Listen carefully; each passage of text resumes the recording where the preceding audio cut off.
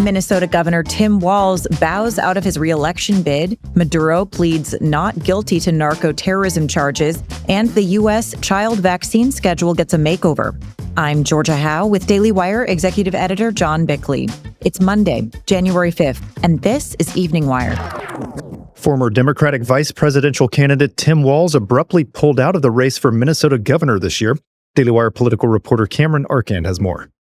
In a statement released this morning, Walz said Minnesota has been unfairly targeted by the Trump administration's crackdown on ongoing fraud scandals in the state, which we've covered on the show.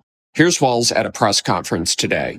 Even as we make progress in the fight against the fraudsters, we now see an organized group of political actors seeking to take advantage of a crisis. Donald Trump and his allies in Washington and in St. Paul and online want to make our state a colder, meaner place. Election years have a way of ramping up the politics at a time when we simply can't afford more of that in Minnesota. So I've decided to step out of this race, and I'll let others worry about the election while I focus on the work that's in front of me for the next year. Walz has faced calls to resign amid numerous fraud scandals in the state, including cases ranging from the fake children's charity, Feeding Our Future, and autism treatment fraud schemes prosecuted by the Justice Department. Venezuelan dictator Nicolas Maduro and his wife Celia Flores appeared in court today in New York City. Daily Wire reporter Zach Jewell has been keeping an eye on the trial. He's here with the latest. Both pleaded not guilty to the charges presented, and Maduro claimed that he is still the rightful leader of Venezuela and had been kidnapped. Maduro is charged with narco-terrorism conspiracy, cocaine importation conspiracy, and possession of and conspiracy to possess machine guns and destructive devices. Flores is charged with accepting hundreds of thousands of dollars in bribes and arranging a meeting between a drug trafficking organization and the Venezuelan government. The lawyer representing Flores argued that she suffered, quote, significant injuries during the raid and asked the court to grant her a medical evaluation. As an aside, the attorney who negotiated the release of WikiLeaks founder Julian Assange will join Maduro's defense team. As Maduro was leaving the courtroom, he said in Spanish, quote, I am a prisoner of war. The next court hearing is set for March 17th. President Trump has already set some criteria for elections in Venezuela. When asked how soon elections could be held, here's how the president responded. Well, I think we're looking more at getting it fixed, getting it ready first, because it's a mess. It's been horribly run. So we're going to have the big oil companies going. They're going to fix the infrastructure. They're going to invest money. We're going to just take care of the country. We're going to cherish the country.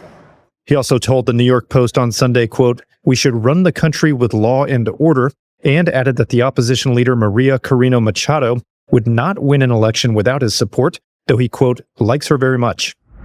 The news of Maduro's capture and U.S. involvement in Venezuela's oil industry has hit the markets. Oil futures initially fell before climbing.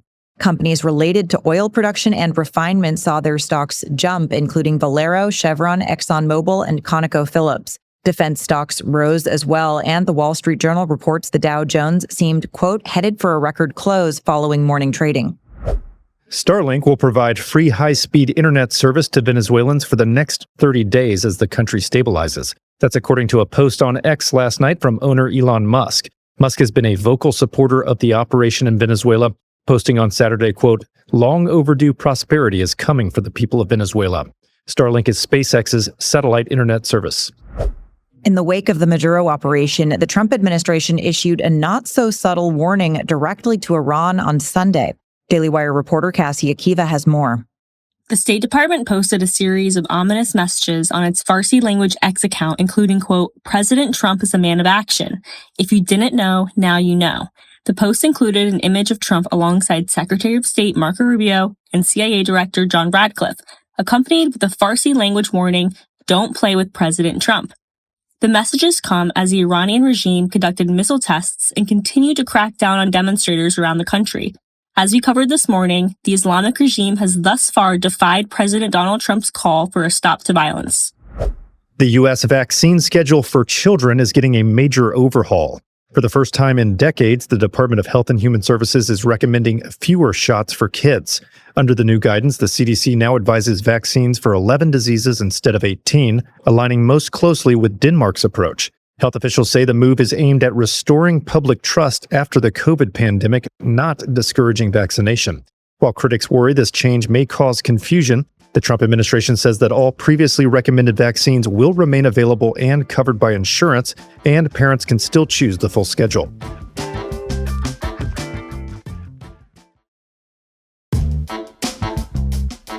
Democratic Senator Mark Kelly may soon face censure for his part in a video pointedly reminding service members to refuse illegal orders. Daily Wire senior editor Virginia Kruta has the details. According to Fox News, Secretary of War Pete Hegseth is referring Kelly's rank and retirement pay to the Secretary of the Navy for review, citing, quote, seditious statements. Kelly retired from the Navy as a captain, but could be downgraded as a result of the review. Hegseth said, quote, 6 weeks ago, Senator Mark Kelly and 5 other members of Congress released a reckless and seditious video. As a retired Navy captain who is still receiving a military pension, Captain Kelly knows he is still accountable to military justice. Kelly sniped back in a post on X, calling Hegseth, quote, the most unqualified Secretary of Defense in our country's history, and labeled the censure and review as outrageous and un-American. Dozens of villagers were killed or kidnapped in Nigeria this week as attacks on Christian communities continue to escalate. Daily Wire reporter Tim Pierce has the latest. Despite limited U.S. airstrikes against Islamic State terrorists in Nigeria on Christmas Day, the village of Papiri, home of St. Mary's Catholic School, was attacked days later, leaving at least 37 people dead, according to local residents. The regional Catholic diocese reports that attackers raided the school's church, stealing money and destroying religious items. The assailants were reportedly searching for the local priest, but were unable to locate him. It remains unclear whether the United States will take further action, though President Trump has previously pledged to ensure the safety of Christians in the region. 2 bar owners in Switzerland are now under criminal investigation after their bar burst into flames during a New Year's Eve party. Officials say sparkler candles got too close to ceiling insulation, causing a rapid fire in the crowded basement. At least 40 people died and 119 people suffered injuries in the blaze, many of them teenagers. In Switzerland, the drinking age is 16 and the bar was popular with teens. Here's one young man who felt the weight of his near-miss experience. It's so close to us that we might have gone there. There was a significant chance that we ended up dead because we decided to go party. The bar's 2 operators are suspected of homicide by negligence, causing bodily harm by negligence, and arson by negligence. A federal trial is set to begin tomorrow in Mississippi in connection with a large-scale welfare fraud scheme. Daily Wire senior editor Joel Needler has the latest.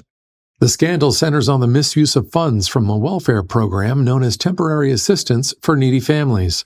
Investigators say money intended to support struggling families was instead used to enrich nonprofit administrators and finance unrelated projects, including approximately $5 million for a new volleyball stadium. While most of those indicted in the scheme have agreed to plea deals, one defendant, Ted DiBiase Jr., has chosen to take his case to trial. DiBiase, a former WWE wrestler, is accused of entering into sham contracts with nonprofit organizations and personally profiting by more than $1 million. The case mirrors similar fraud scandals in Minnesota and underscores a growing public sentiment that government fraud will no longer be tolerated. A federal appeals court has shot down California's ban on openly carrying firearms in most of the state, ruling it violates the Second Amendment. In a 2-1 decision, the 9th U.S. Circuit Court of Appeals said the law, which applied to counties with more than 200,000 residents, effectively barred open carry for about 95% of Californians. Writing for the majority, Judge Lawrence Van Dyke said the historical records shows open carry was widely protected at the nation's founding and that California failed to justify the restrictions under Supreme Court precedent. And all paws on deck at a Virginia airport in an effort to reunite a lost teddy bear with its owner. I did not write that. Officials at Norfolk International Airport shared a photo of the plush toy, sporting pajamas and bunny slippers, after it was turned into a lost and found late last month. A photo shared on the airport's Facebook page quickly went viral, drawing thousands of shares and comments from users hoping to help. Some suggested the bear may be from a Build-A-Bear and could be traced through a manufacturer program. Airport officials say they're hopeful the attention will help bring the stuffed animal home. Those are your drive home updates this evening. To learn more about these stories, go to dailywire.com. And in case you missed it earlier today, we covered some major stories, including new details coming to light about the capture of Maduro, nationwide protests boiling over in Iran, and Mamdani beginning his term as mayor with fresh controversy. Thanks for tuning in. We'll be back tomorrow morning with another full edition of Morning Wire.